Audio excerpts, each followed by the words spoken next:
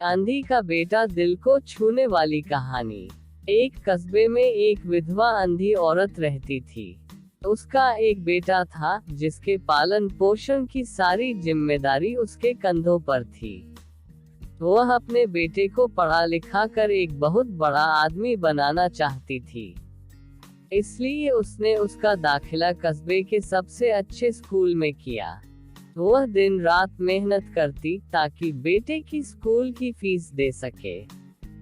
लड़के के स्कूल के बच्चे उसकी माँ के बारे में जानते थे।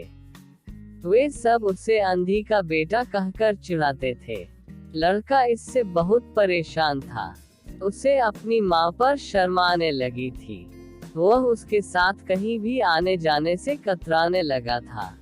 जब लड़का बड़ा हुआ तो उसकी शहर में अच्छी नौकरी लग गई। उसने अपनी माँ से वादा किया कि शहर में मकान लेकर वह उसे लेने आएगा। लेकिन वह शहर गया तो फिर लौटकर वापस नहीं आया। उसकी अंधी माँ उसका इंतजार करती रह गई। कई महीने बीत गए, लड़के की कोई खबर नहीं आई। कई महीने बीत गए, लड़के की कोई खबर नहीं आई। आंधी एक दिन उससे नहीं रहा गया और वह बेटे से मिलने शहर पहुंच गई।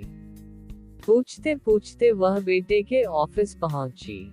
वहां सिक्योरिटी गार्ड ने उसे रोक दिया। आंधी औरत ने गार्ड को अपने बेटे का नाम बताया और बोली कि उससे जाकर कह दो कि गांव से कोई मिलने आया है। गार्ड ने जाकर उसके बेटे को बताया। बेटे ने ऑफिस की खिड़की से देखा तो उसे अपनी माँ गेट के बाहर खड़ी नजर आई।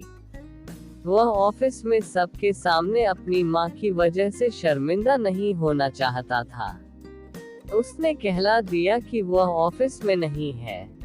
अंधी औरत वहां से चली गई। शाम को वह लड़का ऑफिस से घर जाने के लिए निकला। रास्ते में एक जगह काफी भीड़ जमा थी। वह अपनी गाड़ी रोककर भीड़ के पास पहुंचा और तो बीच सड़क में अपनी माँ को मारा पाया। उसके हाथ में एक चिट्ठी थी जिसमें लिखा था, बेटा, बड़े दिन हो गए थे, तेरी कोई खबर नहीं मिली। चिंता हो रही थी इसलिए तुझसे मिलने चली आई। तू तो अब बड़ा आदमी बन गया है। तुझसे मिलना अब शायद मुझ गरीब की किस्मत में नहीं, लेकिन मैं बहुत खुश हूँ तेरे लिए।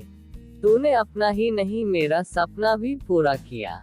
मलाल है कि तेरी तरक्की देख नहीं सकती।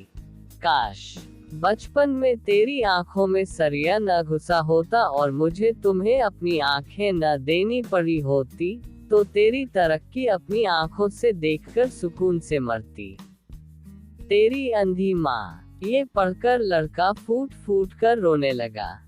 जिस अंधी माँ पर उसे शर्म आती थी, उसने उसके लिए कितना बड़ा बलिदान किया था। वह आत्मग्लानि से भर उठा और जिंदगी भर खुद को माफ नहीं कर पाया। सीख। दोस्तों, माता पिता अपने बच्चों के लिए अपना सर्वस्व निछावर कर देते हैं। उनका हमेशा सम्मान करना चाहिए।